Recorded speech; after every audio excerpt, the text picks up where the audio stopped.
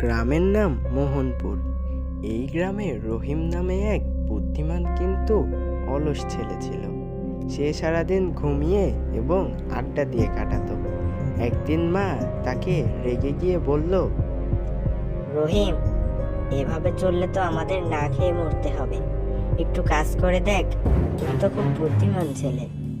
রহিম লজ্জা পেয়ে জমিদার বাড়িতে কাজ চাইতে গেল। জমিদার মশাই, আপনি কি আমাকে একটা কাজ দিতে পারেন?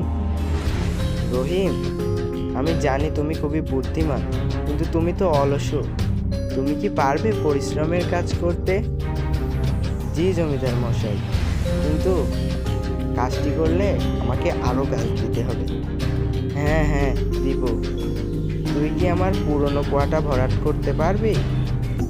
হ্যাঁ পারবো জমিদার মশাই। রহিম কুয়োর কাছে গেল।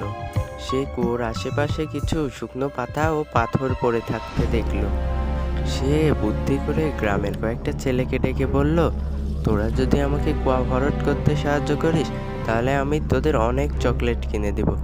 ছেলেরা রাজি হলো এবং তারা কুয়োর কাছে এসে শুকনো পাতা এবং পাথর দিয়ে কুয়া ভরাটের কাজে লেগে গেল। কিছুক্ষণের মধ্যে তাদের কাজটি সম্পন্ন হয়ে গেল।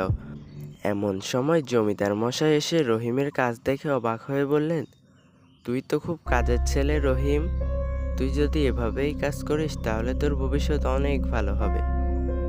এরপর রহিম প্রতিজ্ঞা করলো সে আলসেমি না করে বুদ্ধি দিয়ে এভাবেই কাজ করবে।